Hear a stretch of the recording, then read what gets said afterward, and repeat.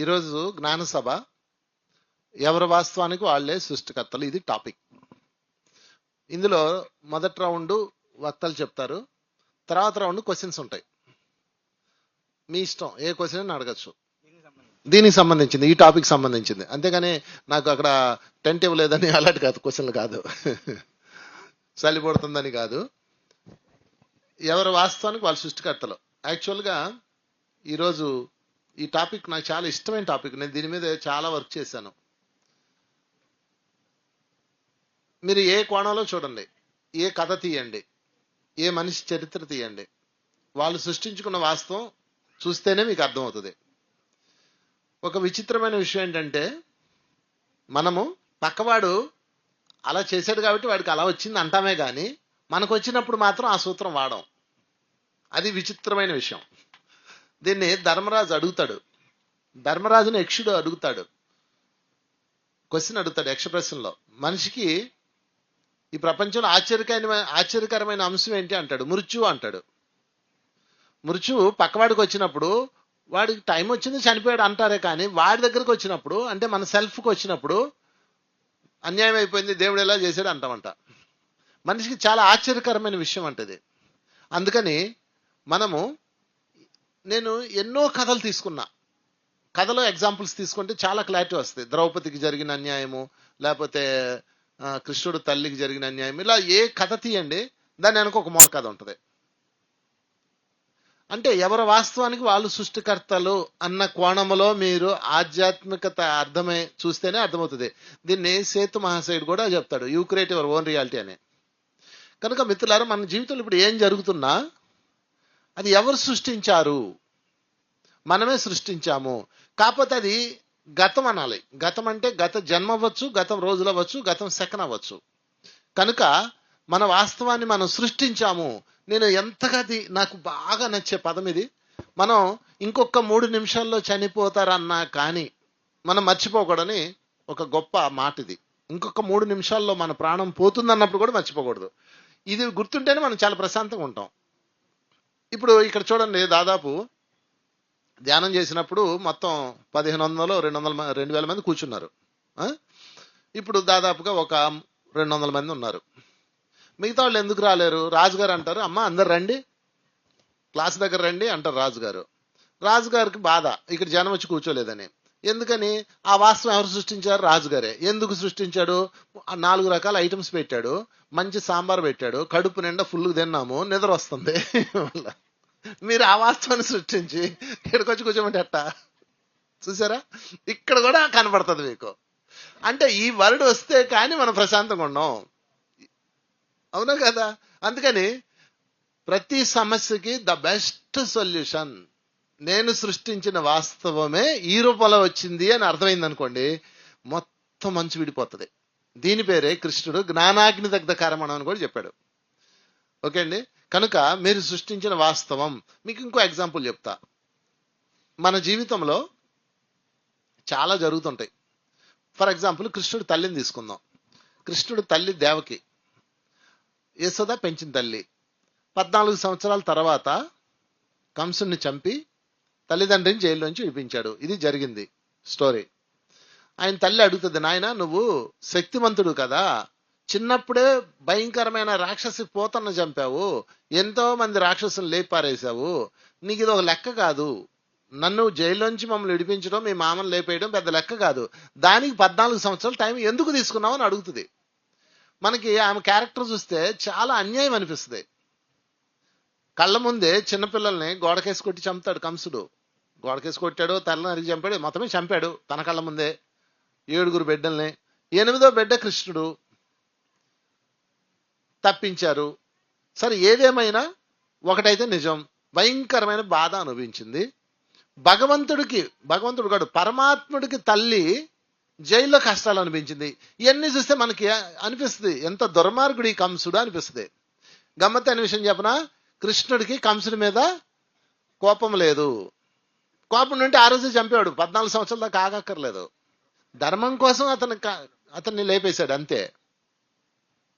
అంటే ఇక్కడ దేవకి దగ్గరకు వచ్చాక కృష్ణుడిని అడుగుతుంది దేవకి, నాయన 14 సంవత్సరాలు టైం తీసుకున్నావా? వాటి లాంగ్ టైం, ఎందుకు నువ్వు తలుచుకుంటే ముందు వచ్చి నన్ను విడిపించలేవా అని అడుగుతుంది.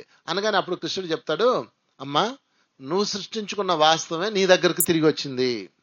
నువ్వు గత జన్మలో ఎవరు అంటే కైకవి, నీ స్వార్థం కోసం మరొక తల్లి బిడ్డని 14 సంవత్సరాలు అడిగి పంపించావు నీ కొడుకు సుఖం కోసం. అందుకని నువ్వు ఆ వియోగాన్ని ఈ జన్మలో 14 సంవత్సరాలు అనుభవించాల్సి వచ్చింది అంటాడు. చిక్కుముడి విడిపోయింది ఒకటే. అవునా? మరి అట్టయితే నా కళ్ళ ముందే ఇంతమంది 7 పిల్లలు నా కళ్ళ ముందే పుట్టిన పిల్లలు పుట్టినట్టు చంపేశారు, అదెంత అన్యాయము అంటది. ఇది కూడా అన్యాయం కాదమ్మా, ఇది కూడా విశ్వంలో ద్వారా జరిగిన న్యాయ నిర్ణయము. దానికి నేనేం చేశాను? ఈమె ఎన్నో జన్మల క్రితము తిథి అతిథి అని 2 సిస్టర్స్ ఉంటారు. అందులో ఒక ఆమె ఈమె తన చెల్లి గర్భాన్ని, తన చెల్లి అక్కో సిస్టర్ గర్భాన్ని విచ్ఛిన్నం చేస్తుంది. ఏదో అసూయ దేశాలు గొడవలు ఉంటాయి కదా, దాంతో ఆ గర్భం ఇంద్రుడి ద్వారా నరికేస్తుంది, ముక్కలు చేస్తుంది అనమాట. అంటే ఆమె అబార్షణ ఇలా చేస్తుంది. ఆమె కళ్ళ ముందే ఆ తల్లి చాలా ఏడుస్తుంది. కడుపులో దూరి బిడ్డని నాశనం చేసిన ఆమెకి అబార్షణ అయ్యేలా చేసిన ఇంద్రుడు రియలైజ్ అవుతాడు ఆన్ ద స్పాట్ ఆమె దుఃఖం చూసి. తర్వాత వాళ్ళని ఆ పిండాన్ని తీసుకెళ్లి వాళ్ళని ప్రాణం పోసి వాటిని ఎనిమల్స్ గా సంథింగ్ తయారు చేస్తాడు. అది పక్కన పెడదాం, వేరే స్టోరీ. ఇంద్రుడిని పక్కన పెట్టండి. ఈమె ఎవరు? తిథి అతిథి, వన్ ఆఫ్ ద పర్సన్. ఈమె తిరిగి ఈ జన్మలో దేవకిగా జన్మించింది. అంటే కొన్ని వందల జన్మల క్రితం తన సిస్టర్ గర్భాన్ని విచ్ఛిన్నం చేసిన కేసు క్రితం జన్మలో నెక్స్ట్ ఫాస్ట్ లైఫ్ లో రాముడిని అడిగి పంపించిన వియోగం కేసు, 2 కేసులు ఈ జన్మలో అనుభవిస్తున్నావు నువ్వు అని చెప్పాడు. ఇక్కడ వరకు చెప్పలు కొట్టేయండి. ఓకే, ఇప్పుడు క్వశ్చన్ ఏంటంటే, అదేదో ఎన్నో జన్మల క్రితం చేసిన ఆ కేసు, క్రితం జన్మలో చేసిన ఈ కేసు ఒకేసారి ఎందుకు వచ్చినాయి? ఇది క్వశ్చన్ నెంబర్ 1. మనం ఎప్పుడు కూడాను విచక్షణతో, మనం జ్ఞాన ఉద్దేశంతో చూస్తే మీకు కథ అర్థమవుతుంది. అంటే ఎన్నో జన్మల క్రితం ఆమె ఒక అధర్మం చేసింది, ఆమె అధర్మంలో రియలైజ్ అవుతుంది అని యూనివర్స్ టైం ఇస్తుంది. గుర్తుపెట్టుకోండి, యూనివర్స్ టైం ఇస్తుంది ఎవరికైనా. ఉరిశిక్ష పడ్డ ఖైదీకి కూడా వెంటనే ఉరి తీరు, ఓ 2 సంవత్సరాలు మరి మేపుతారు. ఎందుకు? ఏమో మార్పు వస్తుందేమో. భారతదేశ చట్టం ఎంత గొప్ప తెలుసా అండి? ప్రపంచ దేశాల్లో భారతదేశ చట్టం ఉన్నంత గొప్ప చట్టం ఇంకోటి లేదు. ఎందుకంటే 100 మంది అపరాధులు తప్పించుకున్నా పర్లేదు, ఒక్క నిరపరాధి కూడా శిక్ష పడకూడదని భారతదేశ చట్టం. చెప్పకూడదాం మన Indian penal కోడ్కి. Same spiritual law నుంచే ఇండియన్ పీనల్ కోడ్ వచ్చింది. సరే, ఆమె ఎన్నో జన్మల క్రితం చేసిన ఆ చిన్న కర్మలో ట్రాన్స్ఫర్మేషన్, అంటే ఆమెలో మార్పు వస్తుందేమో అని యూనివర్స్ చూసింది. కానీ ఇక్కడికి వచ్చాక కూడా తన కొడుకు సుఖం కోసం మరో కొడుకుని అడిగి పంపించింది కైకగా. అంటే ఆమెలో మార్పు రాలేదు కదా. అందుకని ఆ జన్మలో కేసు, ఈ జన్మలో కేసు కలిపి ఈ జన్మలో ఇచ్చింది. అదే కృష్ణుడి తల్లి దేవకి. ఇంత నెట్వర్క్ ఉందండి. మనమేమనుకుంటాం, మన మామూలు కళ్ళతో అయ్యో పాపం ఎంత కష్టం అనుకుంటాం. అంటే ఇదంతా డిజైన్ ప్రకారం జరుగుతుంది కాబట్టి దాన్ని ప్రణాళిక అంటారు. ప్రణాళిక, ఆమె సోల్ ప్రణాళిక. ఇదంతా సోల్ ఎజెండానే. ఏది సోల్ ఎజెండా కన్నా, మా రాజుగారు అంటారు ఎప్పుడు, మీ సోల్ ఎజెండా లేకుండా ఇంచు కూడా జరగదు అంటారు. 100% దెర్ ఇస్ నో డౌట్. అంటే ఇదంతా అర్థం కావాలంటే ఒకటే, నేను సృష్టించుకున్న వాస్తవమే, ఆమె సృష్టించుకున్న వాస్తవం ఆమెకు వచ్చింది. మరి నాదేంటి? ఇక్కడ చూడట్లేదు ఎవరు కూడా. ఇది మిస్ అయిపోతున్నాం మనం. దానివల్ల మనకి మనశ్శాంతి కోల్పోతున్నాం. అన్యాయంగా నేను మాట పడుతున్నాను, అన్యాయంగా డబ్బులు పోగొట్టుకున్నాను, అన్యాయంగా ఇక్కడ ఇరుక్కున్నాను అనుకుంటున్నారు. కాదు, శారీరకంగా అవనేయండి, ఆర్థికంగా అవనేయండి, కుటుంబ పరంగా అవనేయండి, మీరు సృష్టించిన వాస్తవం మీకు తిరిగి వచ్చింది. ఆ కోణంలో చూస్తేనే spiritual science and life science మొత్తం అర్థమవుతాయి. ఇది ఈరోజు టాపిక్. సో చెప్పలు కొట్టుకుందాం. ఎవరు వాస్తవానికి వాళ్ళే సృష్టికర్తలు. You create your own reality. Sethu చెప్పినా, కృష్ణుడు చెప్పినా, బుద్ధుడు చెప్పినా, పత్రిజీ చెప్పినా అన్నిటి అర్థం ఒకటే, మనమే సృష్టించాం. అది ఎప్పుడు అన్నది మీరు తెలుసుకోవాలి. నిన్న మొన్న అంతకు మొన్న గత జన్మ అనేది. సో దీని మీద మనం ఇంకా చర్చల్లోకి వెళ్దాం. మరి వెళ్లే ముందు గణేష్ గారు తన వాస్తవాన్ని గురించి ఏం చెప్తారో విందాం. Thank you masters. ఈరోజు మనం ఇక్కడ చర్చించుకునే సబ్జెక్టు చాలా గొప్ప సబ్జెక్టు. మానవ జీవితానికి ఈరోజు ఈ ఎవరి వాస్తవం వాళ్ళే సృష్టించుకుంటారు అనే ఈ విషయం సరిగా అర్థమైతే ఏ మనిషికి దుఃఖం ఉండదు. ఆ దుఃఖాన్ని అధిగమిస్తారు. దుఃఖం లేకుండా ఉండదు, దుఃఖం ఎప్పుడు ఉంటుంది. చాలా మంది దుఃఖరహిత స్థితి అంటారు. దుఃఖం పోదు, దుఃఖం ఉంటుంది. కానీ దుఃఖాన్ని బేర్ చేసి ఆ బ్యాలెన్స్ చేయగల కెపాసిటీ వస్తుంది అవగాహన వచ్చిన వాడికి. ఈరోజు మనందరూ ఇక్కడ ఉన్నాం కదండి. ఈరోజు మనందరూ ఎక్కడున్నాం? గట్టిగా చెప్పండి, ఎక్కడున్నాం? ప్రకృతి వల్ల ఏం జరుగుతుంది? పత్రిజీ మహాకరుణ ధ్యాన మహాచక్రంలో మనం ఉన్నాం. ఇక్కడ రావాలని సృష్టి మీరు చేశారా, మీ పక్కవాడు చేశారా? మనమే చేసుకున్నామా? అంటే ఇక్కడ రావాలనేది మన సృష్టి జరిగితేనే, మనం ఎప్పుడైతే ఒకసారి అక్కడ అనుకుంటేనే ఇక్కడికి వచ్చాం మనం, లేదా మనం ఇక్కడ రాం. అందుకని యావత్ ఈ సృష్టి అంతా కూడాను, ఈ భూమండలం అంతా కూడా, ఈ భూమండలం జరిగే అంతా కూడాను ఒక భావంతోనే నడుస్తుంది అనమాట, భావం. అందుకనే శ్రీకృష్ణ భగవాన్ అంతటి వాడు ఆయన ఏం చెప్పారంటే, యద్భావం, చెప్పండి అందరూ, యద్భావం తద్భవతి అన్నారు. యత్, నువ్వు ఏదైతే భావిస్తావో తత్, అది భవిస్తుంది.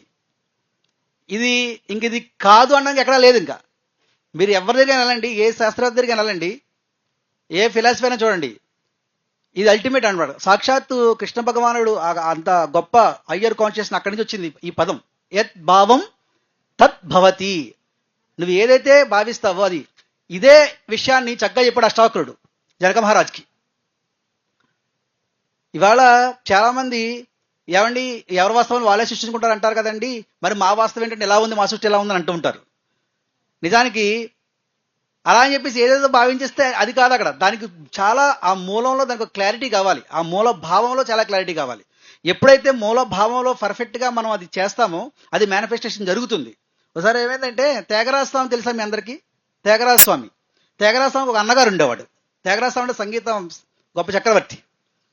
ఆయన పువ్వులు ఎక్కడోకి వెళ్ళి పువ్వులు తెచ్చుకున్నాడు. ఆ పువ్వులు దేనికోసమంటే, ఆయనకి వాళ్ళ భార్య అంటే చాలా ఇష్టం. ఆ భార్యకి ఆ పువ్వులు ఇవ్వాలి, నేను ఆ పువ్వులు ఇచ్చి ఆ భార్య దగ్గర నేను చక్కగా ఉండాలని చెప్పేసి ఆయన చక్కగా భావించి ఆ పువ్వులు తీసుకొచ్చి, ఆ రోజు భార్య లేరు ఇంట్లో. లేకపోతే ఆ పువ్వులు ఏం చేశాడంటే తమ్ముడికి ఇచ్చాడు.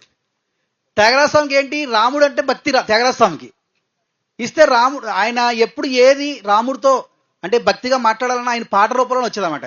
ఆయన పాట ఆ పువ్వులు రాముడి దగ్గర పెట్టి పాటలు పాడుతున్నాడు. అందులో శృంగారానికి సంబంధించినటువంటి పదాలు వచ్చినాయి అనమాట. వస్తే అప్పుడు త్యాగరాజ స్వామి అన్నగారు అడిగాడు, నువ్వు రాముడు అంటే ఇంత భక్తిగా ఉంటావు కదరా, నువ్వేంటి శృంగారం సంబంధించి పదాలు ఆ పాటలో వచ్చినాయి అంటే, అప్పుడు త్యాగరాజు అప్పుడు ఎందుకు అది వచ్చింది చెప్పండి? ఆ శృంగారానికి సంబంధించిన ఆ పాట పదాలు ఎందుకు వచ్చినాయి చెప్పండి, మీరు చెప్పండి. ఆయన భావించాడు, అలా వాడుతో శృంగారం అనే చక్కటి ఆ ఫీల్తో తెస్తే ఆ పువ్వులు రాముడి దగ్గర పెట్టినా కానీ ఆ భావం అక్కడ పనిచేస్తే అంత గొప్పది భావం. గట్టిగా చెప్పబడదాం భావానికి. You create your own reality. అది నా లైఫ్లో నేను అప్లై చేసుకున్నాను. ఎలా అంటే, నేను ఇందులోకి వచ్చిన తర్వాత అంటే మనకి ఏదైనా వస్తుంది ఈ సృష్టిలో. మనిషి అనుకుంటే ఏదైనా మన దగ్గరికి వస్తుంది, అది భవిస్తుంది. ఎలా అనుకుంటే అలా. భస్మాసురుడు తపస్సు చేశాడు, చక్కగా వచ్చాడు పరమశివుడు ఆయన దగ్గరికి. వచ్చిన తర్వాత ఆయన ఏమడిగాడు భస్మాసురుడు? ఎందుకు అడిగాడు? ఎవరైనా ఇతను ఏదైనా చేసేస్తారేమో అనే ఒక భావం లోపల ఆల్రెడీ క్రియేట్ అయిపోయింది. అందుకని అతనికి ఆ వరం ఇచ్చిన ఆ వరం అతను ఏం చేసింది? అతన్నే పాడు చేసింది. కనుక ఆ భావనలు కూడా పర్ఫెక్ట్గా బుద్ధికి అందాలి, సరైన విధంగా ఉండాలి. ఆ బుద్ధికి అందిస్తే అది మేనిఫెస్టేషన్ జరుగుతుంది. నాకు ఒక బైక్ ఉండేది, నేను బాగా తిరిగేవాడిని ఈస్ట్ గోదావరిలో. 2008-2009 టైంలో జాగ్రత్త ప్రచారం చేయడానికి బైక్ మీద తిరుగుతుంటామండి. ఓ రోజు నాకు అనిపించింది, నాకు కారు ఉంటే బాగుంటుంది, బైక్ మీద తిరగడం ఏంటని చెప్పేసి ఆ బండి మీద వెళ్తున్నాను. కళ్ళలో నడిచిపెడితే, అయ్యో ఇప్పుడే కదా అనుకున్నాను, చూడు కళ్ళలో నడిచిపెట్టింది, కారు లేదు, కారు ఉంటే బాగుండు అనుకున్నానా. కానీ కారు లేదనే భావన నాకు లేకుండా నా బండిని కారులాగా డ్రైవ్ చేస్తే నాకు 2 నెలల్లో కారు వచ్చింది. ఇది మేనిఫెస్టేషన్. అంటే నువ్వు ఏది అనుకుంటే అది నీ దగ్గరికి వస్తుంది. నీ వాస్తవాలే నీకు భవిస్తాయి. నీ ఆలోచనలే, నీ చక్కటి ఆలోచన, నీ భావాలే భవిస్తాయి. You create your own reality. ఏదైనా సరే, ఒక శరీరానికి రోగం వస్తున్నా, ఒక మనిషికి అశాంతి వచ్చినా, ఏదైనా ఒక సమస్య వచ్చినా, అవన్నిటికీ ఎక్కడో బయట నుంచి రాదు, అది ఇంత నీ అంతర్గతం నుంచే వస్తుంది. నీ అంతర్గతం నుంచి ఏదైతే పరిపూర్ణంగా అది వచ్చిందో, అది మంచి అయినా చెడైనా సరే, అది మేనిఫెస్టో. అందుకోసం యద్భావం తద్భవత్ అన్నాడు. అందుకోసం అష్టావకుడు యా మతి సా గతిర్భవేత్ అన్నాడు. నీ మతిని బట్టి నీ గతి. నీ గతి ఎలా ఎందుకుంది? నీ మతి అలా ఉంది. నీ మతి సకారాత్మకంగా ఉంటే నీ సకారాత్మకమైనటువంటి ఎక్స్పీరియన్స్ నీకు ఎదురవుతాయి. నీ మతి నకారాత్మకంగా ఉంటే నీ నకారాత్మకమైనటువంటి ఎక్స్పీరియన్స్ అని ఎదుర్కొంటావు. అందుకని ఎప్పుడైతే ఇది అర్థమైందో మనిషి ఏదున్నా చాలా అద్భుతంగా ఆనందంగా ఇట్టే ఇలా దాటేస్తాడు. అలా ఉన్నారు యోగులందరూ. Thank you master. గట్టిగా చెప్పలు కొడదాం గణేష్కి. యద్భావం తద్భవతి, you create your own reality చక్కగా చెప్పారు. తర్వాత వాసు నువ్వు విందాం. అందరికీ నమస్కారం. ఈ గ్రాంధికం భాషలు పురాణాలు అవన్నీ నాకు తెలియదు, కానీ కామన్ గా ఉండే నా జీవితంలో నేను ఈ సొసైటీలోకి వచ్చిన తర్వాత నేను తెలుసుకున్న నా వాస్తవాలని మీకు చెప్పడానికి ప్రయత్నిస్తాను. ఏదైనా నా జీవితం బాగాలేదు అనుకుంటే ఫస్ట్ కారణం ఎవరైనా ఉన్నారంటే ఫస్ట్ నేను మా తండ్రి, మా నాన్నగారిని చెప్పేవాడిని. నా జీవితం ఇంత పాడైపోవడానికి కారణం మా నాన్న అని తిట్టుకునేవాడిని. లేదంటే తల్లిదండ్రుల్ని. ఎవరైనా అలాగే అనుకుంటారు, బాగోలేదు అంటే స్థితిగతులు బాగోలేదంటే, ఇప్పుడున్న ఈ స్థితి ఇప్పుడు ఇలా బాగోలేదంటే వెంటనే మనం ఏం చేస్తామంటే తల్లిదండ్రులు నాకు ఆస్తి ఇవ్వలేదనో, లేదంటే సరైన ఎడ్యుకేషన్లో చదివించలేదనో, లేదంటే డబ్బు ఇవ్వలేదనో, లేదంటే ఏదో చేయలేదనో తల్లిదండ్రులు కారణాలు చూపిస్తూ ఉంటాం. అలా కారణాలు చూపిస్తేనే బతికేశాను చాలా కాలం నేను. పిరమిడ్ స్పిరిచువల్ సొసైటీస్ మూవ్మెంట్, ఈ ధ్యానం పరిచయం అయిన తర్వాత ఎన్నో పుస్తకాలు, ఎంతోమంది ఇటువంటి మాస్టర్స్ని కలిసిన తర్వాత, ఎన్నో క్లాసులు విన్న తర్వాత, పత్రి గారితో ముఖ్యంగా ఆయనతో తిరిగిన తర్వాత నాకు చాలా నెమ్మదిగా నా వాస్తవాన్ని నేను యాక్సెప్ట్ చేయడం మొదలుపెట్టాను. నేను ఏదైనా తలుచుకుంటే నేను చేయగలను, కానీ నా వాస్తవానికి నా తండ్రే కారణం అని చెప్పేవాడిని గతంలో.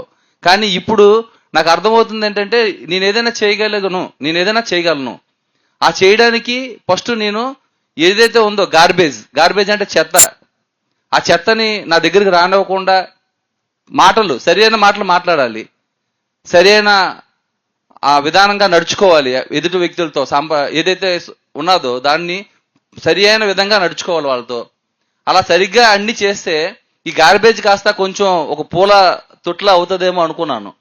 అలాగే నేను అందరితో నేను ఏదైనా చెత్తగా మాట్లాడాను అనుకోండి, విచిత్రం ఏంటంటే ఆ చెత్తగా మాట్లాడే వాళ్ళే నా దగ్గరకు వస్తారు.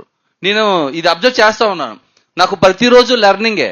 నేను ఉదయం లేచిన తర్వాత నేను మంచిగా మాట్లాడడం, మంచిగా అంటే దాని అర్థం పాజిటివ్ వర్డ్స్. ఏదైనా ఆధ్యాత్మికంగా మాట్లాడితే స్టార్ట్ చేస్తే తెల్లవారి ఆధ్యాత్మికంగా మాట్లాడడం స్టార్ట్ చేశాను అనుకోండి, ఆ రోజంతా ఆధ్యాత్మికంగా ఉన్న వ్యక్తులే నాకు తరసపడతారు. ఆ రోజంతా వాళ్ళతో ఎంత హెల్తీగా ఉంటుందంటే హ్యాపీగా ఉంటుంది. ఆ రోజు నా నిద్ర కూడా చాలా హ్యాపీగా పడుతుంది. లేదు ఉదయం లేవడమే దీనికి కారణం వాడు, దానికి కారణం వీడు అని అందరి మీద చెత్త వేస్తూ స్టార్ట్ చేశానంటే ఇంకా ఆ రోజంతా రాత్రి అంతా ఎలా ఉంటుందంటే చాలా వెల్తీగా ఉంటుంది.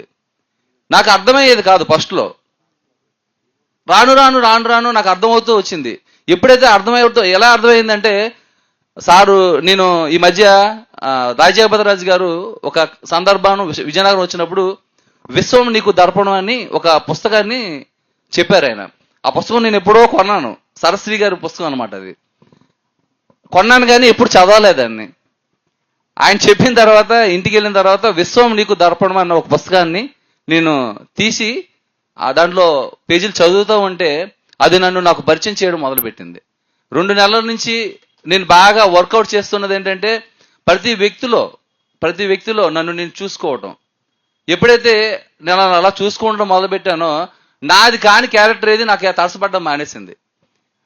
ఉదయం లేవగానే నాకు అన్ని నేను అద్భుతంగా ఆలోచిస్తే ఏదైతే మా సరైన నడవడికతో ఉండాలన్న ఆలోచన స్టార్ట్ అవుతుందో ఆ ఆలోచన సరైన వ్యక్తులతో సాంగత్యాన్ని ఇస్తుంది, సరైన వ్యక్తులతో ఆ రోజంతా గడిపేలా జరుగుతుంది అనమాట. ఆ రోజు ఏమైనా కొంచెం తెక్కగా ఆలోచించానంటే ఖచ్చితంగా నాకు అందరూ అలాగే కనిపిస్తూ వచ్చేవారు. ముఖ్యంగా ఈ 2 నెలల్లో నాకు బాగా అది వర్కౌట్ అయింది. అందులో మీకు ఒక స్టోరీ చెప్పేసి నేను మైక్ ఇచ్చేస్తాను వాళ్ళకి. అందులో ఒక అతను ఉంటాడు, ఆయన భార్యతో గొడవపడి ఇంట్లో కుటుంబ సమస్యలతో వాళ్ళతో చాలా దారుణంగా గొడవ పడి డ్రైవింగ్ చేసుకుంటూ వెళ్తుంటాడు. ఆ వెళ్తున్న సమయంలో అది యాక్సిడెంట్ అవుతుంది. యాక్సిడెంట్ లో ఆ అవతల వ్యక్తి చనిపోతాడు. చనిపోయిన వెంటనే ఆయన యాక్సిడెంట్ చేశాడు కదా, మరి అక్కడ ఉంటే పోలీసులు పట్టుకుంటారు కదా. సో అక్కడ అందుకని ఆయన ఏం చేస్తాడంటే అక్కడి నుంచి పారిపోయి ఆ ఊరు నుంచి దూరంగా వెళ్ళిపోదామని ఒక రైల్వే స్టేషన్కి వెళ్తాడు అనమాట. ఆయన అలిసిపోయి చాలా నీరసంగా నిస్సత్తుగా ఒక బల్ల మీద కూర్చొని పడుకుంటాడు. పడుకుంటే దాంట్లో తెల్లగా ఒక దేవత కనిపించి, పలానా దగ్గర పలానా కొండ మీద పలానా గుడి ఉంటుంది, ఆ గుడిలో ఒక పూజారి ఉంటాడు, ఆ పూజారికి నువ్వు సేవ చేసుకో అంటుంది. కళ్ళు తెరిచేటప్పటికి ఎదురుగా టీటీఆర్ ఉంటాడు అనమాట. సేమ్ ఆ దేవత రూపంలోనే కనిపిస్తాడు. ఆయన ఇలాంటివి చెప్తున్నా, నువ్వు ఏదైతే అంటున్నావో అటువంటి అడ్రస్ మా ఊరు దగ్గరలో ఉందని ఆ అడ్రస్ ఆయనకి ఇచ్చి ఆయన పంపిస్తాడు. అక్కడికి వెళ్ళి పూజారితో చెప్తాడనమాట, నన్ను దేవత పంపించింది మీకు సేవ చేసుకోమని, నేను మీకు సేవ చేసుకుంటాను అంటే పూజారి ఏమనుకుంటాడంటే, అప్పటికే పూజారి ఏదో తన వంతు అక్కడ ఏవో తన వాస్తవాలు ఏవో తను చేసుకుంటూ ఉంటాడు. ఈడు కానీ అక్కడ ఉంటే నావన్నీ బయటపడిపోతాయి, నేను ఉండడానికే ప్లేస్ లేదు కాబట్టి ఈడుంటే మళ్ళీ నాకు అడ్డు అయిపోతాడని చెప్పేసి ఈ నెలగైనా వదిలించుకోవాలని, ఇక్కడ ఉండడానికి వీల్లేదు, నువ్వు ఇక్కడి నుంచి వదిలించుకోవాలని ట్రై చేస్తాడు. అయినప్పటికీ నేను కావాలంటే ఇక్కడ గచ్చువే పడుకుంటానని చెప్పి పడుకుంటాడు. అంటే ఈ వదిలేటట్లు లేడని సరే అని చెప్పి వదిలేసి వెళ్ళిపోతాడు.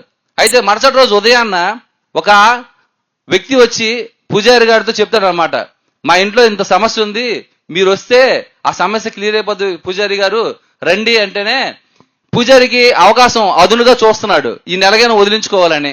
అయితే నేను రాను, నా శిష్యుడు ఉన్నాడు, వాడు వస్తాడు మీ ఇంట్లో ఆ సమస్యను తీర్చడానికి అని చెప్పి ఆ ఆయన్ని ఆ వ్యక్తితో పంపిస్తాడు.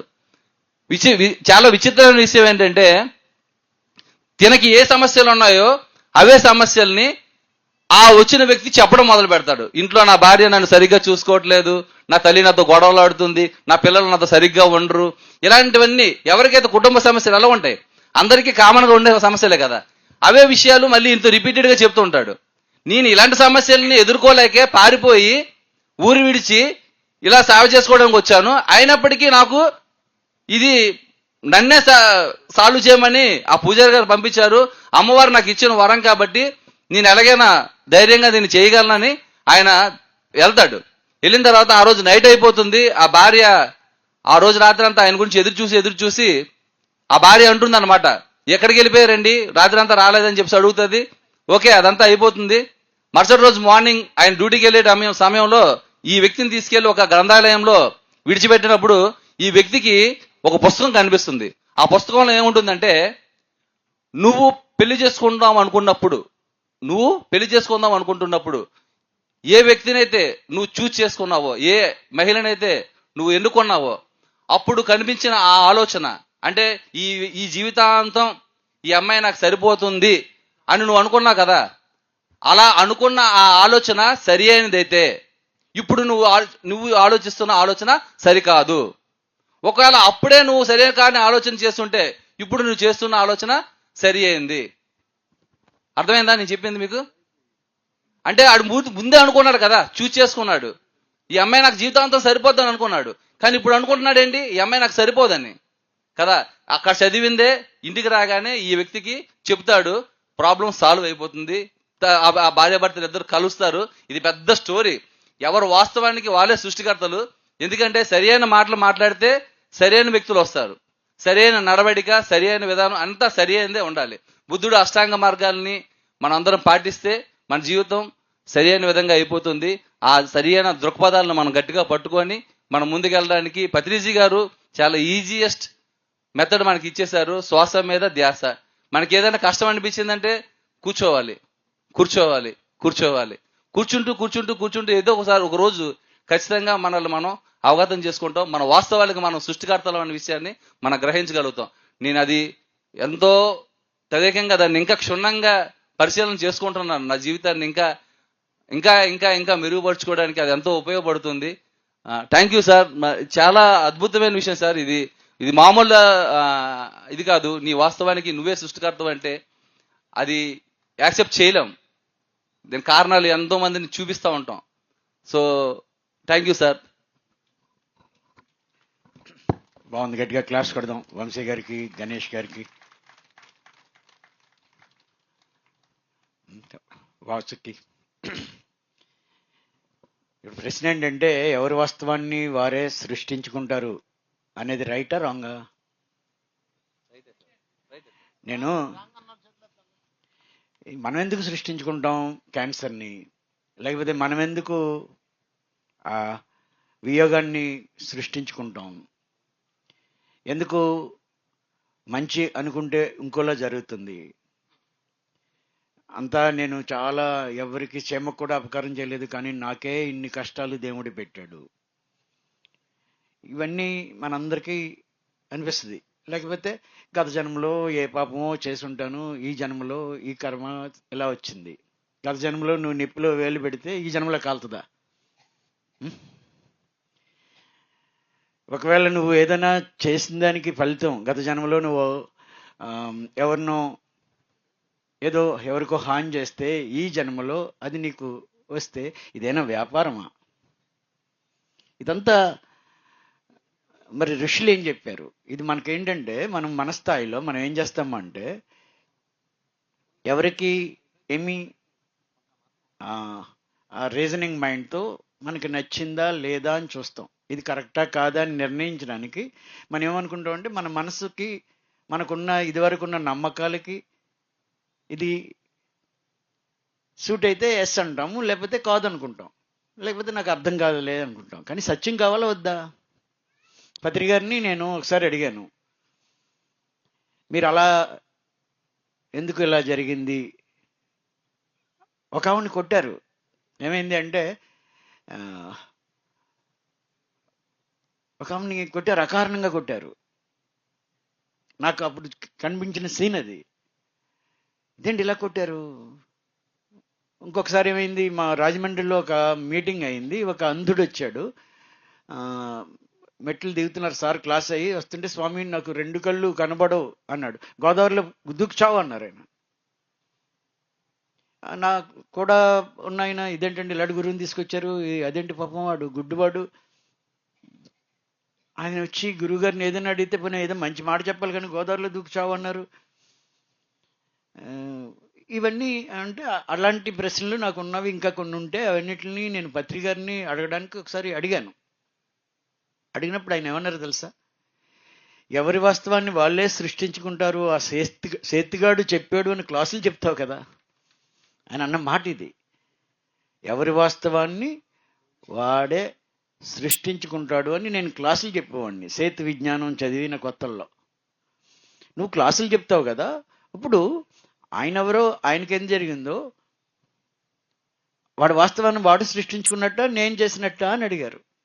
ఇది ఎంతసేపటికి మనకి ఏమనిపిస్తుంది అంటే, ఇదేంటి ఈయన ఆయన కొట్టేశారు, ఈయన తిట్టేశారు, లేకపోతే పలానావాడిని నష్టపరిచాడు, లేకపోతే నేను ఎంతో మంచిగా ఉన్నా మా ఆయన నన్ను ఇలా కాల్చేస్తున్నాడు, లేకపోతే నేను ఎంతో మంచిగా ఉన్నా నా ఆవిడ నన్ను ఇలా కాల్చేస్తుంది, నా బిడ్డలకి నేను అన్ని త్యాగం చేసి అన్నీ చేసిన నా పిల్లవాడు ఎందుకు నాతో ఇలా వ్యవహరించాడు, ఇవన్నీ నేను సృష్టించుకున్న వాస్తవాలు అంటే ఇది ఎలా మనకి అవుతుంది అనిపిస్తుంది కదా.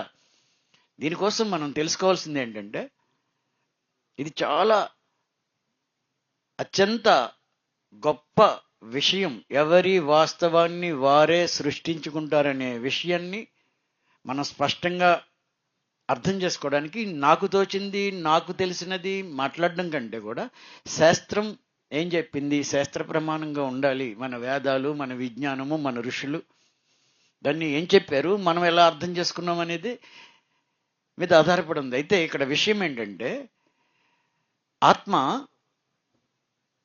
ఎలాంటి అనుభవాలు అవసరమో అలాంటి స్వభావాలు ఇచ్చే అమ్మ నాన్నల్ని ఎంచుకుని జన్మ తీసుకుంటాం.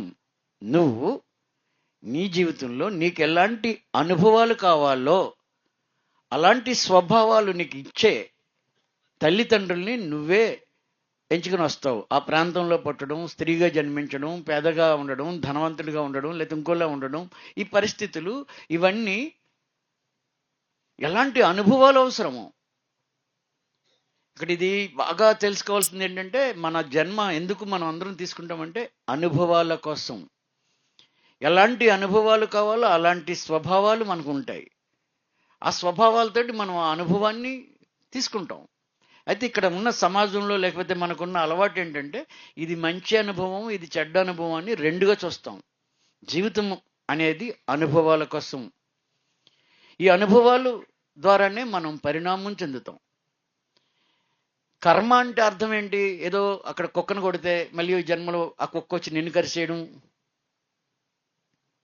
అలా కాదు. కర్మ అంటే ఏంటంటే పూర్తి కాని అనుభవాలే కర్మ.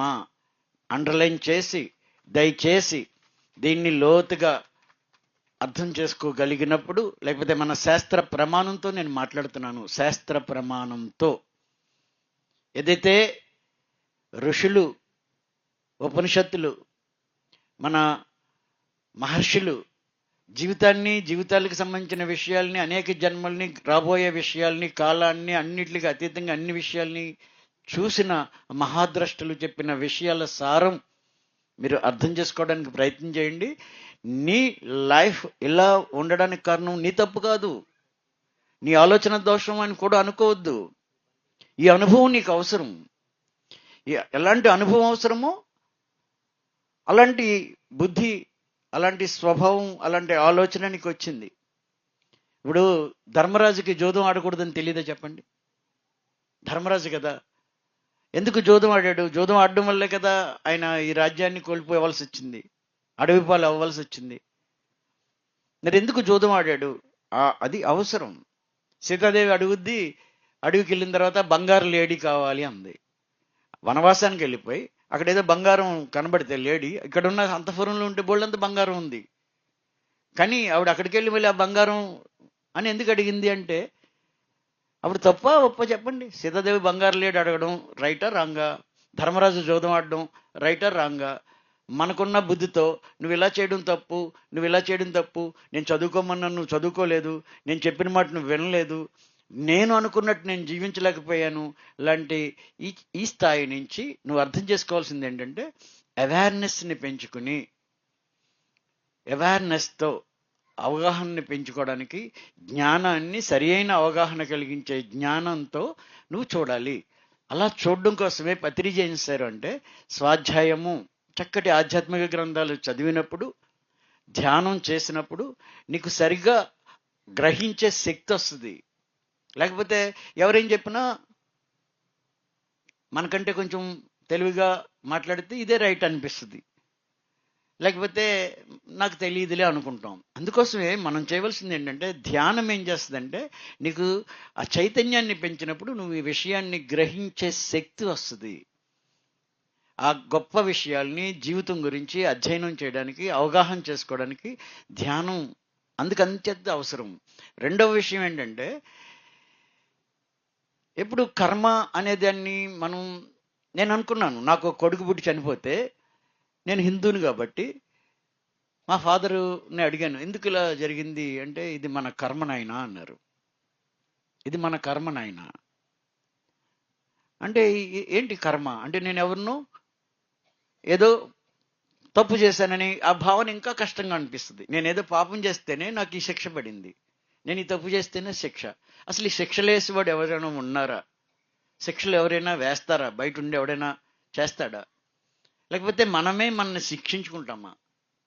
ఇదంతా ఏంటి అనేది చూస్తే, నేను అప్పుడు ఒక 7-8 నెలలు ఉస్మానియా యూనివర్సిటీలో లైబ్రరీలో అసలు ఈ కర్మ, అందరూ బాగా ఉండాలని అనుకుంటాం, ఎందుకు మన జీవితాల్లో ఇలాంటి పరిస్థితులు వస్తాయి, ఇలాంటి కష్టాలు వస్తాయి, అంతా బాగుంది, చాలా అన్నీ సుఖంగా ఉన్నాయి అనుకున్న టైంలో అకస్మాత్తుగా మనం ఊహించిన సంఘటన మన లైఫ్లో జరుగుద్ది. ఇంచేదంటే జీవితం నిరంతరం మార్పు చెందుతుంది, ఎప్పుడు ఏం జరుగుతుందో తెలీదు. ఇప్పుడు ఎందుకు ఇలా జరిగింది? ఇదేం నేను ఊహించింది కాదు, నేను ఆలోచించింది కాదు. ఎవరు అనుకోరు బిడ్డ పోవాలి, బిడ్డ పోతాడేమో, బిడ్డ చనిపోతాడేమో అని ఏ తల్లి తండ్రి భావనలో కూడా రాదు. వాళ్ళు 1000 ఏళ్ళు వర్ధిల్లాలనే కోరుకుంటాం, కానీ ఎందుకు జరుగుతుంది అంటే, మనం కోరుకుంటే జరుగుద్దా, లేకపోతే మనం నమ్మితే జరుగుతుందా? ఇదంతా ఏంటని మీరు లోతుగా చూస్తే ఫ్రెండ్స్, మన సంస్కారాల్ని సంస్కరించుకోవడం కోసం మనకి ఉపనిషత్తులు ఎంతో అద్భుతమైన విద్యని బోధించాయి. మన భయాలు, మన సరికాని అవగాహన లేని ఆ కోరికలు, పూర్తి కాని కోరికలు,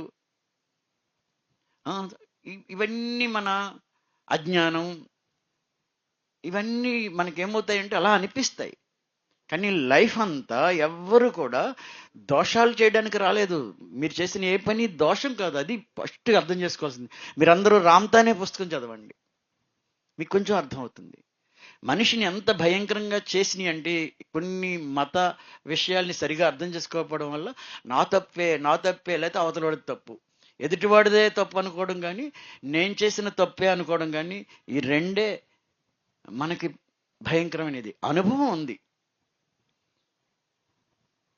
అనుభవం కావాలి. నీ జీవితంలో నీకు ఒక అనుభవం కావాలి, అది ఏదైనా కానీ. అది చెడు అని ఎందుకు అనుకుంటున్నావు అంటే నీకున్న అవగాహన. ఇక్కడ ఈ సృష్టిలో చెడు మంచి రెండు లేవు, అసలు కాలమే లేదు. ఇదంతా భ్రమ అంటారు. అంత అలా వెళ్ళకపోయినా మనం అర్థం చేసుకోవాల్సింది ఏంటంటే తప్పు ఒప్పు లేదు. అలా అన్నామని మరి ఇంక చంపితే తప్పే ఉందండి, అలా రీజనింగ్ తీకండి. విషయం ఏంటంటే మనం గుర్తుపెట్టుకోవాల్సింది ఏంటంటే మన లోపల తొలగించుకోవాల్సిన అతి ముఖ్యమైనది ఏంటంటే నేను సరిగా లేను అనే భావన లేకుండా చేసుకోవడం అత్యంత అవసరము. నేను కరెక్ట్ కాదు, నేను తప్పు చేశాను, నాలో ఈ లోపం ఉంది అని నీ లోపల పెట్టుకున్న ఆ అపరాధ భావన నీకు బాధని కలిగిస్తుంది. నీకు ఏది జరిగినా నువ్వు దాంతోటే చూస్తున్నావు. నీ లోపల ఎన్నో అణచివేతలు ఉన్నాయి, ఎన్నో సప్రెషన్స్ ఉన్నాయి, కంప్లీట్ కానివి ఎన్నో ఉన్నాయి. వాటి ఎఫెక్టే నువ్వేం చేస్తున్నావు, అణిచుంచుతున్నావు అన్ని. అందుకే తంత్రశాస్త్రం, ఆధ్యాత్మిక శాస్త్రం అంతమైనప్పుడు ప్రారంభమై ఇదే తంత్రశాస్త్రము. స్పిరిచువాలిటీ ఎక్కడైతే ఎండ్ అవుతుందో అక్కడి నుంచి తంత్రం మొదలవుతుంది. తంత్రము అంటే మళ్ళీ ఏదో మీరు మాయలు మంత్రాలు అనుకోకండి. మైండ్ తర్వాత మీరు ఈ స్పిరిట్, ఈ రెండు దాటిన అతీత గొప్ప ఇంకొంచెం ఎదిగిన తర్వాత తంత్రం అర్థమవుతుంది.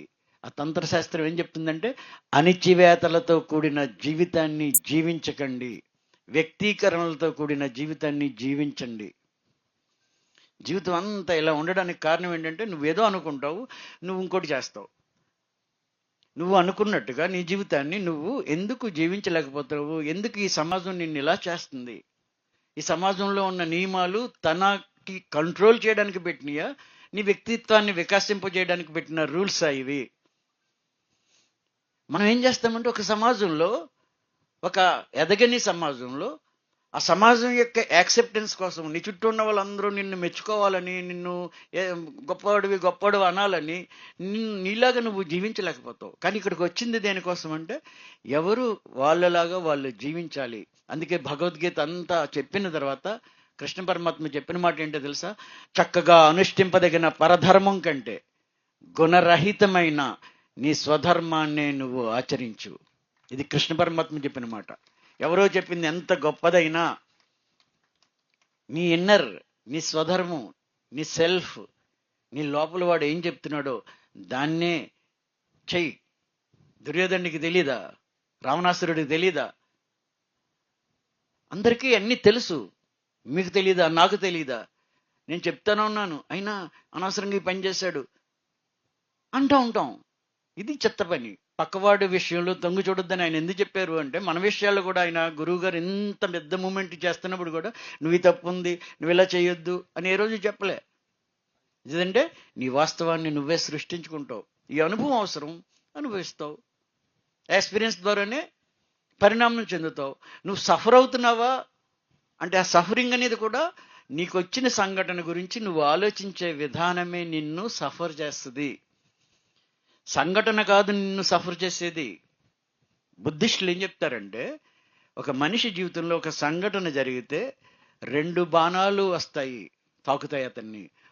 మొదటి బాణం అతని గాయపరుస్తుంది, రెండవ గాయం, రెండవ బాధ ఏంటంటే మొదటి బాణం గురించి అతను రియాక్ట్ అయిన విధానమే అతని బాధకి కారణం. మీకు అర్థమైంది ఇదేమన్నా? మనం బాధపడడానికి కారణం ఏంటంటే మన జీవితంలో జరిగిన సంఘటన కాదు బాధకు కారణం. ఆ సంఘటన గురించి నువ్వు ఆలోచించే విధానం, నీ చుట్టుపక్కల వాళ్ళు నీకు ఇచ్చే సలహాలు, దాని గురించి నువ్వు రియాక్ట్ అయ్యే విధానము, అది నిన్ను బాధిస్తుంది.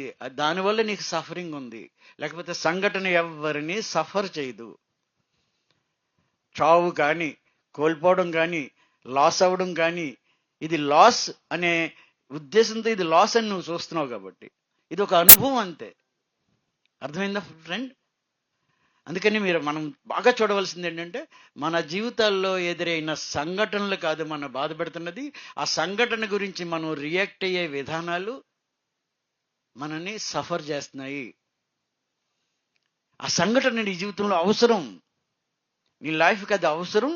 కాబట్టి నీ సోల్, నీ ఆత్మ యాక్సెప్టెన్స్ లేకుండా, నీ సోల్ ఎజెండాలో లేకుండా ఒక తల వెంట్రుక కూడా ఊడదు. నీ మైండ్తో నువ్వు చేసేదాన్ని అనుకోవద్దు. ఈ జీవితంలో నీకు ఇప్పటివరకు జరిగిందంతా పెర్ఫెక్ట్, నీ లైఫ్లో రేపు జరగబోయేది కూడా పెర్ఫెక్ట్. నీ సోల్ ఎజెండా, నీ ఆత్మ ఎలాంటి అనుభవం కావాలో అలాంటి పరిస్థితులు వస్తాయి. మరి నేనేం చేయాలంటే నువ్వు ఎరుకతో, జ్ఞానంతో, దుఃఖించకుండా, ఏడవకుండా ఉండడాన్ని, ఆ శక్తిని, ఆ అవగాహనని మనం కలిగించుకోవడం కోసమే ఈ ఆధ్యాత్మిక మార్గం. సంఘటనలు తగ్గిపోవు.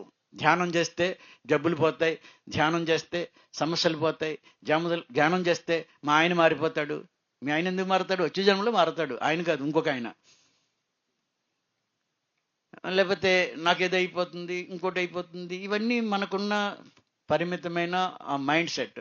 వాస్తవానికి నీ లైఫ్ ప్రతి మూమెంట్ నీ సోల్ ఎజెండా, ఆత్మ.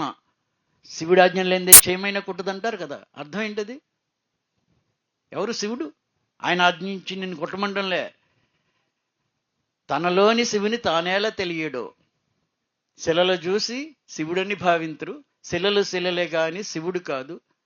తనలోని శివుడు తానేలా తెలియడో విశ్వధాభిరామ వినురవేమ. శివుడు అంటే నీలోనే ఉన్న ఆ దివ్యత్వం, నీ ఆత్మే నిరంతరం నీతో ప్రేరణ కలిగిస్తుంది. కానీ నువ్వు అది వినడం మానేసి సమాజపు గోలని వింటున్నావు. నీ చుట్టూ ఉన్న సమాజం చాలా లో చైతన్యంలో ఉంది. ఆ లో చైతన్యపు కండిషన్కి మనం చేయబడ్డాము. ఇవాళ మనం కొత్త జ్ఞానాన్ని తెచ్చుకోక్కర్లేదు, ఆ చెత్తని వదిలించుకోవడం అవసరం. అర్థమవుతుందమ్మా? ప్రతి వ్యక్తి, ప్రతి జీవితం ఒక మహా అద్భుతం. ప్రధానమంత్రి అయితే ఆయన గొప్పోడని, ఆ రోడ్లు ఊడిస్తున్నవాడు తక్కువ స్థాయి ఇదని కాదు. ఆ అనుభవం అవసరమే ఆ పాత్ర చేశాడు, ఆ అనుభవం అవసరమే ఆ పాత్ర చేస్తాడు. ఆ పాత్రలు నువ్వు కూడా చేస్తుంటావు. ఒక జన్మలో భిక్షగాడిగా ఉన్నావు, ఒక జన్మలో చక్రవర్తిగా ఉన్నావు, ఒక జన్మలో స్త్రీగా ఉన్నావు, ఒక జన్మలో పురుషుడిగా ఉన్నావు. ఈ అనుభవాలన్నీ 400 జన్మలు ఎత్తిన తర్వాత ఇంకో ఇక్కడ కూర్చున్నాం మనం. ఈ 400 జన్మల్లో ఎన్నో ఉన్నాయి. ఒకవేళ ఆ లెక్కలే కరెక్ట్ అయ్యి చేపలను తినడాన్ని, కోళ్ళు తినడాన్ని, ఆ కర్మ చేస్తే దాని ఫలితాలు నువ్వు అనుభవించాల్సి వస్తే ఇంకెన్ని లక్షల జన్మలు ఇచ్చినా ఆ కర్మ లేకపోతే నువ్వు అనుకుంటున్న పద్ధతుల్లో ఆ బాకీలు తీరడం అనేది జరగదు. అదంతా నాన్ సెన్స్. కర్మ అనేది పూర్తి కాని అనుభవం. ఇది నేను డేరింగ్తో చెప్తున్న మాట. ఇది కాదు అని చెప్పడానికి మీ దగ్గర ఏ ఆధారం ఉందో నా దగ్గరికి రండి. ఇది అవునని చెప్పడానికి నేను శాస్త్రాన్ని చూపిస్తాను. ఇది నేను చెప్తున్న విషయం. నా కర్మ కాలింది, నేను చేసిన తప్పే ఇది, నా ఆలోచన అలా చేశాను, నేను ఇలా ఉండవలసింది, అలా ఉన్నాను, ఇదంతా కాదు. అవన్నీ అలా రావడానికి కారణం లోపల కంప్లీట్ కాని విషయాల్ని కంప్లీట్ చేసుకో. ఈ అనుభవాలు లేకుండా నువ్వు చేయవలసింది ఏంటి అంటే అవన్నీ అనుభవించి పరిణామం చెందడం చేస్తావా, లేకపోతే నీ లోపల ఉన్న ఇన్కంప్లీషన్స్ని కంప్లీట్ చేసుకునే ఆ క్రియలను చేసుకుంటావా? నీ ఇష్టం. తైత్రీయ ఉపనిషత్ 20,000 సంవత్సరాల క్రితంది. తైత్రీయ ఉపనిషత్ మానవ చైతన్యంలో ఉన్న ఈ ఇన్కంప్లీషన్స్ని కంప్లీట్ చేసుకునే సైన్స్ని, అత్యంత అద్భుతమైన శాస్త్ర ప్రమాణంతో కూడిన అద్భుతమైన సైన్స్ని మనకి 20,000 సంవత్సరాల క్రితమే ఇవ్వబడింది. ఎలాగ ప్యూరిఫై చేసుకోవాలి, లోపల ఉన్న వాటిని ఎలాగా కరిగించుకోవాలి, ఇవన్నీ ప్రతిదీ అనుభవించకుండా అవన్నిటిని దాటి ఆ చైతన్యాన్ని వికసింప చేసుకోవడానికి, ప్యూరిఫై చేసుకోవడానికి, తెల్ల కాగితంలాగా తయారవడానికి ఇన్ని జన్మలు ఎత్తకంట. బుద్ధుడు ఏం చెప్తారో తెలుసా? 400 జన్మలు అవసరం లేదు. ఒక పురుషుడిగా కంప్లీట్గా ఏ ఇన్కంప్లీషన్ లేకుండా పురుషుడు ఏం చేయాలో పురుషుడి పని చేస్తే, ఒక గురువుగా నీకున్న జ్ఞానాన్ని ఏం చేయాలో, ఒక గురువు ఎలాగ ఉండాలో అలా ఉంటే కంప్లీట్ అయితే ఆ రోల్. ఒక శిష్యుడిగా, ఒక మాతృత్వం ధరించిన స్త్రీగా ఈ 4 జన్మలు కంప్లీట్ చేస్తే హ్యూమన్ సిలబస్ పూర్తయిపోతుంది.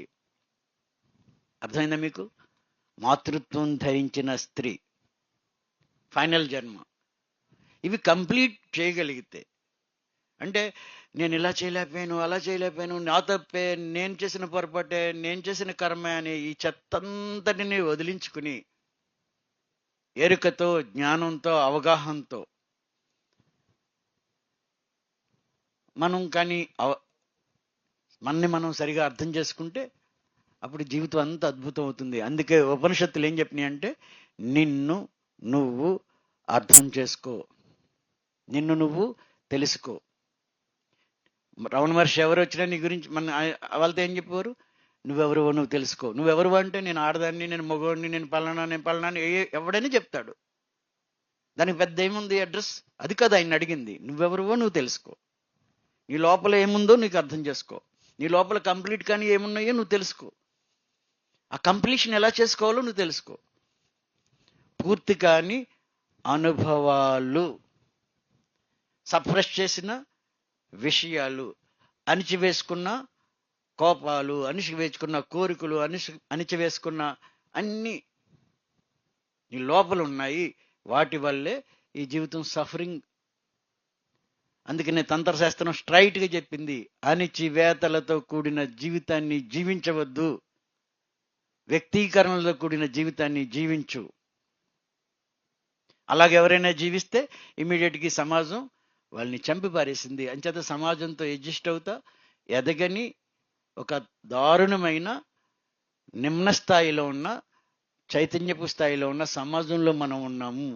ఆ సమాజం నియమాలే నీకు గైడ్ లైన్స్ అయిపోయినాయి. శాస్త్రం నీకు గైడ్ లైన్స్ కాదు, భగవద్గీత నీకు గైడ్ లైన్స్ కాదు. భగవద్గీతను కూడా నీకు తోచినట్టుగా నువ్వు చేస్తున్నావు. అర్థమైందమ్మా? అందుకోసం మీరు ఏమి కంగారు పడద్దు. ఒకటి రెండే విషయాల మీద దృష్టి పెట్టగలిగితే విషయాలు మార్పు జరుగుతాయి. ఒకటి భయం లేకుండా ఉండడం, 2 అపరాధ భావన లేకుండా ఉండడం. నేను సరిగా లేను అనే భావన నీ తీసేయగలగడం. ఏం చేసినా రైట్ అయిన మూర్ఖంగా ఉండమని కాదు. నీ గతం గురించి నువ్వు ఫీల్ అవ్వద్దు.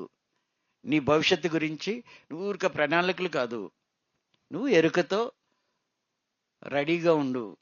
ఆయన అన్నారు కదా ఈవేళ పొద్దుట, రేపొద్దుటే చావుకి రెడీగా ఉండాలా, ఆత్మహత్య చేసుకోకూడదు. చెప్పారు కదా సార్ మెసేజ్ ఈవేళ నిన్న. దేనికైనా రెడీ అనే ఆ స్థైర్యాన్ని ఏదో మాట్లాడడానికి ఉపన్యాసానికే కాదు, ఏ అనుభవం అయినా రాని. నువ్వు వెలుతుర్ని కోరుకుంటే మొదట నీ జీవితంలో వచ్చేది చీకటి రాగానే నువ్వేమనుకుంటావు అంటే, అయ్యో నేనేమో ఇది కోరుకున్నాను, నాకు ఇది వచ్చింది అనుకుంటావు. నీకు డైరెక్ట్గా వెలుగు ఎప్పుడూ చూడని వాడు వెలుగును కోరుకున్న వాడికి వెలుగే డైరెక్ట్గా ఉంటే అది వెలుగుని గుర్తించవు. ముందు చీకటి అనుభవం అయితేనే వెలుగును నువ్వు గుర్తించగలుగుతావు. నువ్వు పాజిటివ్ని కోరుకుంటే నీ లైఫ్లో నెగిటివ్ వచ్చింది అనుకుంటున్నావు. నువ్వు ఏది కోరుకుంటే అది జరుగుతుంది. ఉపనిషత్తులు ఏం చెప్తున్నాయి చెప్పిన ఇంకొక స్టేట్మెంట్, నీ టోటల్ బీయింగ్, నీ మనస్సు, నీ బుద్ధి, నీ చైతన్యము ఒకే విషయాన్ని అనుకుంటే వితిన్ నో టైం అది నీ ముందు ఉంటుంది. ఇది ఉపనిషత్తులు చెప్పిన స్టేట్మెంట్. నీ టోటల్ బీయింగ్, నీ మనసు ఒకలాగా, నీ మనసు 16 రకాలుగా, నీ బుద్ధి 1000 రకాలుగా, నీ ఆలోచన అనేక రకాలుగా ఉండడం వల్ల అది నీకు లేట్ అవుతుంది. కానీ నువ్వు ఈ క్షణం ఒకే స్థాయిలో నీ ఆలోచన, నీ ఫీలింగ్ ఒకటే అయితే అది మేనిఫెస్ట్ అవుతుంది. నువ్వే క్రియేటర్వి. నీ వాస్తవాన్ని నువ్వే క్రియేట్ చేసుకుంటున్నావు. నువ్వే నీ లైఫ్ అంతటిని నువ్వు క్రియేట్ చేసుకుంటావు. కానీ ఆ స్థాయిలోకి రావడానికి నీ మనస్సు, నీ సంస్కారాలు అన్నీ తెలిసినా మనం ఎందుకు ఇలా అయ్యింది, లేకపోతే ఇలా చేయలేకపోయాం, ఇది నా ఫాల్టే అని తొందరపడి ఇచ్చే స్టేట్మెంట్స్, నీ చుట్టూన్న వాళ్ళు ఉన్న కామెంట్స్. మనకిద్దరు శత్రువులు ఉన్నారు. ఒకటి మనతో మనం మాట్లాడుకునే మాట, రెండు ఎదగని సమాజపు గైడెన్స్లు. ఏమాత్రము జ్ఞానం లేనివాడు నీకు మందులు చెప్పేస్తాడు ఏం చేయాలో. మీరు ఏదైనా అనారోగ్యం అనండి, వెంటనే నీ చుట్టూ ఉన్న వాళ్ళు డాక్టర్లు అయిపోతారు. నీకు ఏదైనా సమస్య ఉందని చెప్పు, నీ చుట్టూ ఉన్న వాళ్ళు సలహాలు ఇచ్చేస్తారు.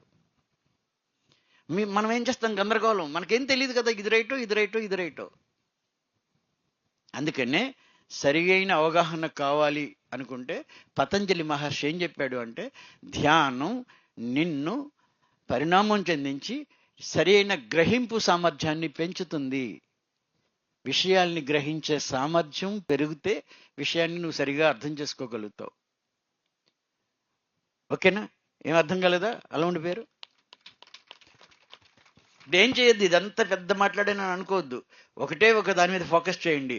భయం వద్దు, గిల్ట్ వద్దు. భయం వద్దు. ఏమైనా కానీ అలా మూర్ఖత్వం కాదు అక్కడ. ఏమవుతుందని వరి వద్దు, భయం వద్దు. నేను తప్పు చేశాననే భావన వద్దు. నీ గతపు జీవితంలో నువ్వు చేసిన పనులన్నీ రైట్. ఇది నేను నిన్ను సమర్థించడానికో నన్ను నేను సమర్థించుకుంటున్నానికో ఇచ్చిన స్టేట్మెంట్ కాదు. నేను మాట్లాడిన మాటకి నేను శాస్త్ర ప్రమాణాన్ని చూపించుతాను. ఉపనిషత్తులు ఏం చెప్పినాయో, వేదాలు ఏం చెప్పినాయో, ఋషులు ఏం చెప్పారో ఈ విషయాల మీద అనే విషయాన్ని ఆ ప్రమాణం ఉంటేనే అది నమ్ము, లేకపోతే వద్దు. అర్థమవుతుందా? అంటే మీరు చేయవలసింది ఒకటే, గిల్ట్ వద్దు. నిన్న నేను చేసిన పని గురించి ఈరోజు నువ్వు గిల్ట్ అవ్వద్దు. ఈరోజు ఇంకొంచెం ఎరుగుతో శ్రద్ధగా, మామూలుగా శ్రద్ధగా ఉండు. హిందూ అంటే ఏంటో తెలుసా? హిందూ అంటే డెఫినిషన్ బొట్టు పెట్టుకోవడం, పూజా విధానం కాదు. హిందూ అనే దాన్ని డెఫినేషన్ మేరు ఆగమాస్లో పరమశివుడు ఇచ్చాడు. హేనంచ దుశ్యదైవ హిందూ ఇతి ఉచ్యతే ప్రియ అని. అంటే హీనభావాన్ని విడిచిపెట్టినవాడు, హీనభావం లేకుండా ఉన్నవాడు, అశ్రద్ధని త్యాగం చేసినవాడు హిందువు. అశ్రద్ధ ఉండొద్దు, శ్రద్ధ ఉండాలి.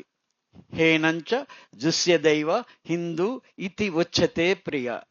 మేరు ఆగమాస్లో పరమశివుడు పార్వతీదేవికి హిందూ అనే పదానికి, హిందూ అనే దానికి డెఫినేషన్ ఇచ్చారు. హీనభావన వద్దు. నేను పనికిరాని వాడిని, నేను పాపిని, నేను తప్పు చేశాను, ఆ సంబంధం వచ్చినప్పుడు అన్నాను, నేను చేసిన బుద్ధి లేని పని, నేను ఎప్పుడు ఇలాంటి బుద్ధి లేని పనులే చేస్తాను, నేను ఎన్ని తొందరపాటు పనులే చేస్తాను, ఇలాంటి ఆ హీనభావాలు వద్దు. అర్థమవుతుందమ్మా? అలా ఉండిపోయారేంటి?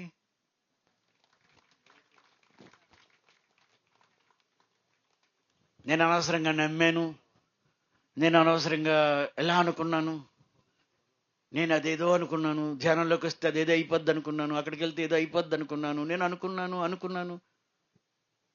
నువ్వు అనుకోవడం సరైన అవగాహన లేదేమో. నీ లైఫ్లో నువ్వు అనుకున్నా అనుకోకపోయినా నీకేది అవ్వాలది అవుతుంది. శివుడాజ్ఞ లేనిదే చేయమైనా కొట్టదు. అలానే నువ్వు నీ కర్మ మాత్రం చేయి, ఫలితం అందుకే ఆశించొద్దన్నారు ఆయన. ఫలితం గురించి కాదు, నువ్వేం చేయగలవు అది చెయ్యి. ఇక్కడ కావాల్సింది ఒకటే, నువ్వు బాధ్యత నుంచి తప్పించుకోకు, నీ బాధ్యత నువ్వు తీసుకో. నీ వాస్తవాన్ని నువ్వే సృష్టించుకుంటావు అనేది బుద్ధుడు చెప్పిన ఆఖరి మాట, పిరమిడ్ స్పిరిచువల్ సొసైటీ ప్రారంభమైన మాట ఇదే. నేను నువ్వే బాగు చేసుకోవాలి, నీ వాస్తవాన్ని నువ్వే సృష్టించుకుంటావు. ఓకే, గట్టిగా చెప్పలు కొడదాం. ఈరోజు జ్ఞాన సభలో ఎవరు వాస్తవాన్ని వాళ్ళే సృష్టించుకుంటారన్న గొప్ప పదం. 2 బాణాలు అర్థమైనయా? ఒక బాణం గుచ్చుకుంటుంది, రెండో బాణం ఫీల్ అవుతాం. గుచ్చుకునేది 10% లేదా 20% అయితే ఫీల్ అయ్యేది 70%. అందుకే you create your own reality link ఇంకొకటి ఉంది. అదేంటంటే దాన్ని తాపత్రయము అంటారు, త్రివిధ తాపత్రయాలు అంటారు స్పిరిచువల్ లాంగ్వేజ్ లో.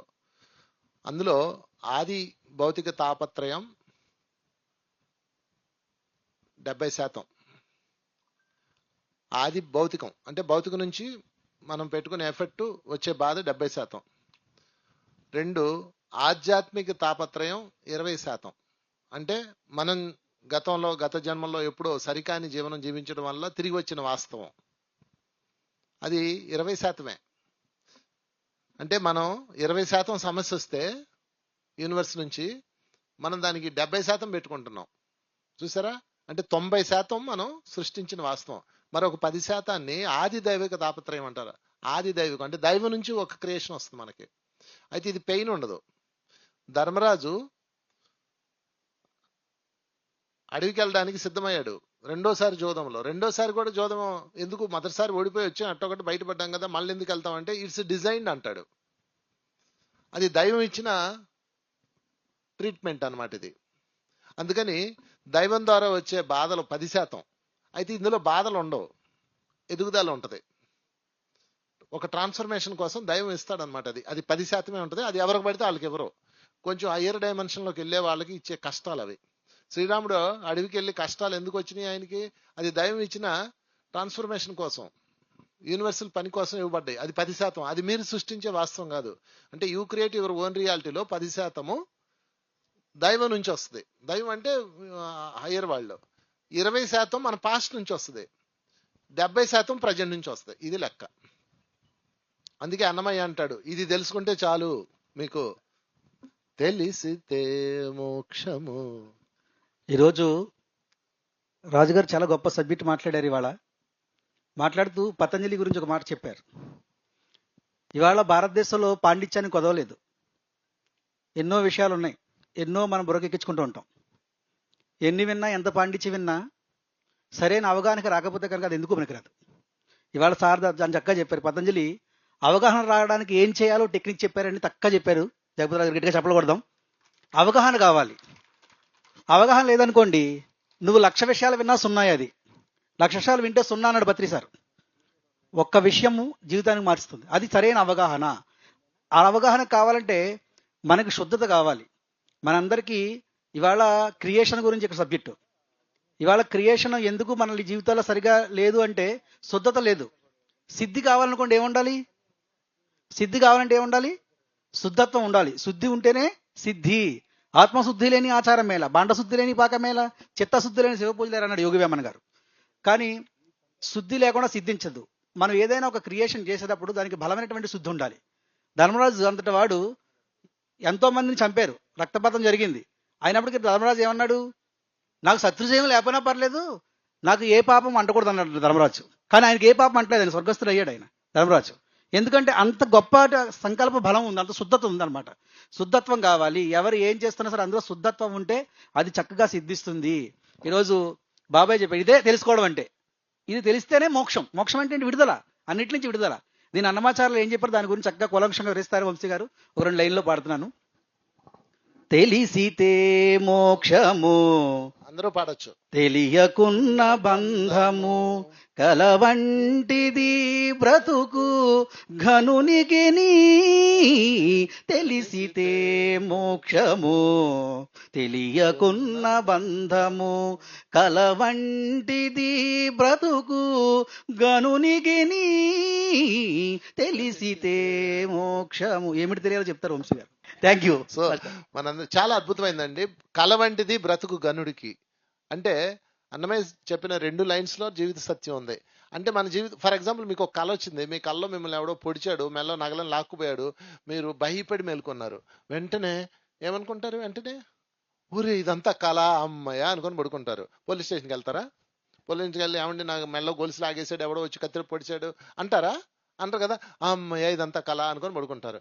అలాగే కల వంటిది బ్రతుకు ఘనుడికి. గనుడు అంటే అన్లైటెడ్ మాస్టర్. నువ్వు కనుక అన్లైటెడ్ మాస్టర్ అయితే జీవితంలో ఏది జరిగినా ఓ ఇదంతా కళ అనుకోవాలి.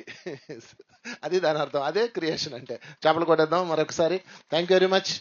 నా వాస్తవానికి నేనే సృష్టికర్తని అనే విషయాన్ని చాలా చక్కగా చెప్పారు. ఎరుకను ఎలా పెంచుకోవాలి, మనకు ఎదురయ్యే సమస్యలని ఎలా అంగీకరించాలి అనే అంశం మీద ఎంతో చక్కగా చెప్పిన మాస్టర్స్కి క్లాప్స్ కొడదాం.